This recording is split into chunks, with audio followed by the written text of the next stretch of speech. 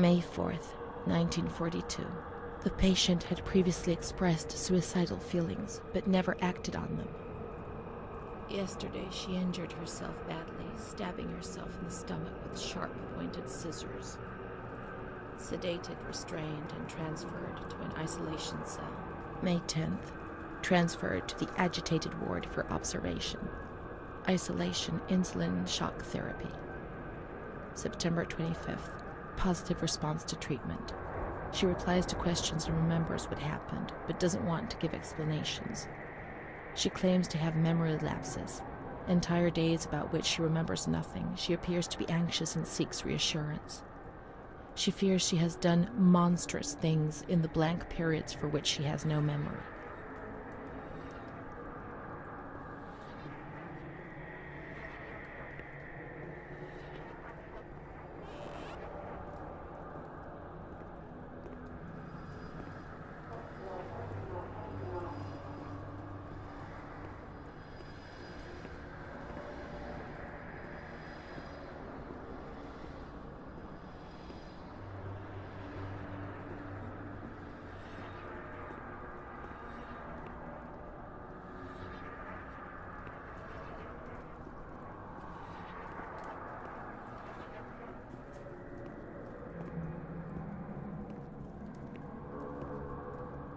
November 11th, 1942. The patient speaks very little, refuses food, force-fed with a nasal cannula. February 2nd, 1943. The lack of kerosene for heating and the food shortage is claiming many victims in the institution. War spares nobody, not even these alienated creatures. Despite her young age, this patient has fallen ill owing to the cold and malnutrition.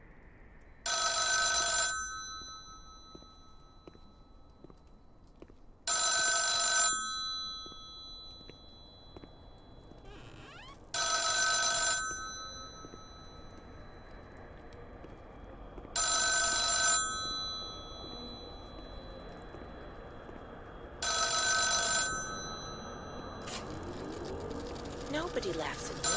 I mean, really laughs.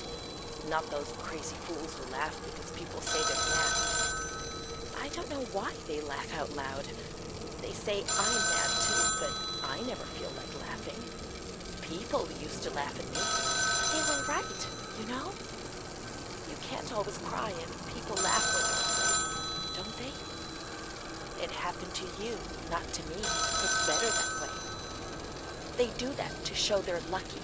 You mustn't take offense because it's true.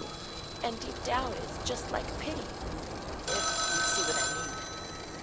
But then you think about your own situation, and you laugh, because you feel lucky that everything's gonna get better, that it's all shit. It's all shit, this place. You're not trying to tell me it's not true, are you? An intelligent person, educated, not like me.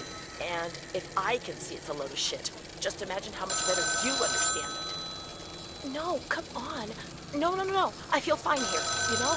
After all, I can do and say anything I want.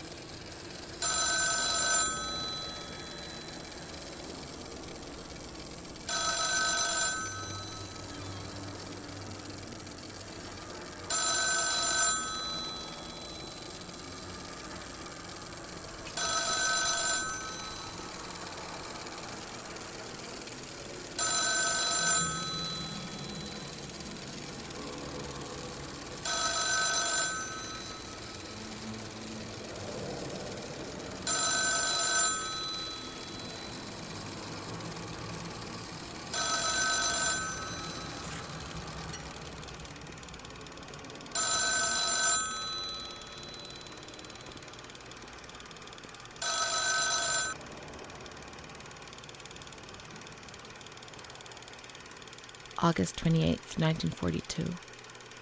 We hereby notify you of the death of Ada T., mother of Renee T., a patient in your institution. No known relative. Sincerely yours, Onofrio P. I have no one left in the world. Nobody at all.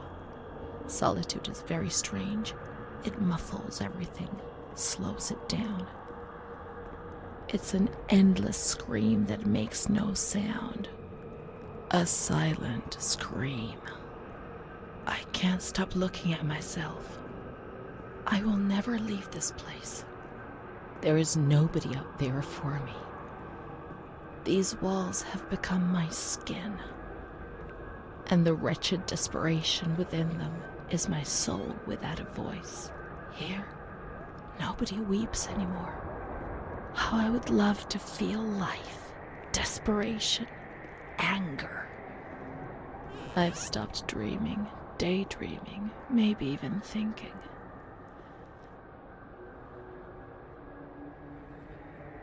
I've lived in a reality which has corroded me and has stripped me of everything, even my ability to feel pain. May 5th, 1943. Renee's state of health is good. She is eating and speaking. Her spatial and temporal orientation is good. Therapy suspended. December 3rd. She calmly asks if she can leave the hospital. Evaluate patient for 6 months. May 2nd, 1944. Discharge denied despite a favorable psychiatric opinion. The patient has no home or means of support.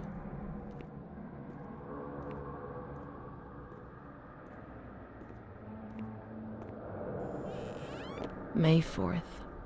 The reasons why discharge is impossible are explained, and this is how Renee learns of her mother's death 2 years after the fact. May 5th.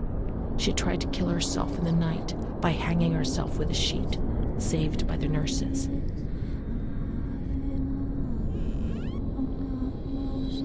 Restrained to her bed, she once more tried to kill herself by suffocation. The decision has been taken to perform a transorbital lobotomy.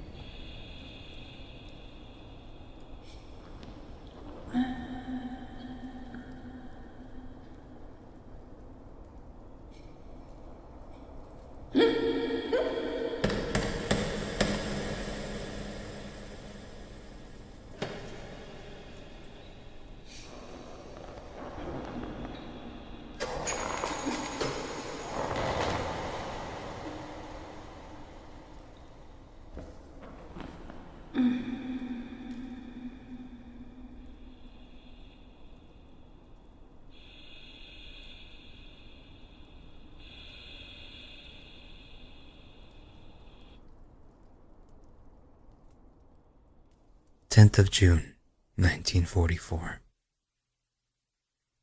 Operation successful. Patient tranquil and collaborative. Motor coordination capacity reduced, but she's improving. Transferred to the Tranquil department in the care of Dr. B. 25th of October. Continues to talk about Amara and her doll, Charlotte. The disturbances of motor capacity show slight signs of improvement. Difficulty walking, not capable of riding, and the nurses report that they have to help her dress, wash, and feed herself. In the summer of 1944, Renee was transferred back into my department. Aware of little, indifferent, hardly ever spoke. One day, she said, "When I find the courage to look at myself in the mirror, I see a young face which is aged and looks at me full of fear." She is a woman now who has changed profoundly compared to the girl that I had under my care several years ago. Only the sadness of her gaze and her intelligence are unchanged. She's so young, just 23 years old, but is lacking all vitality. Perhaps her condition may improve, but probably not. Her life has been thrown away. And nobody did a thing to try to avoid this. So here you live above my mind. I wish you'd heard that my mind is trying to read yours and easy for a bird. Soon I'll meet you, I'll become the one you love.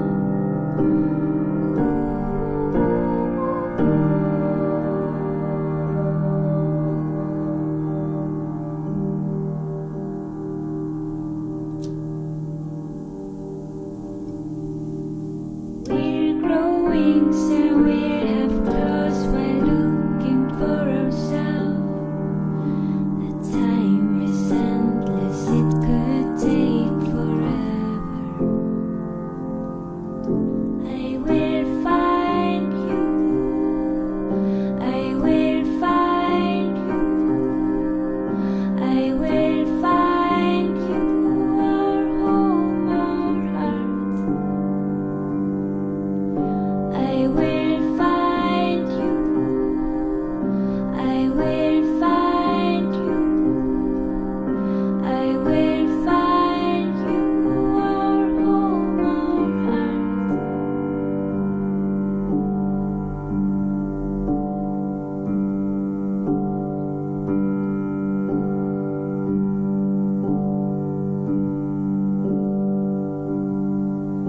I need a face to wear, a skin so soft to dress. Let me try you on, I'll do it gently. Don't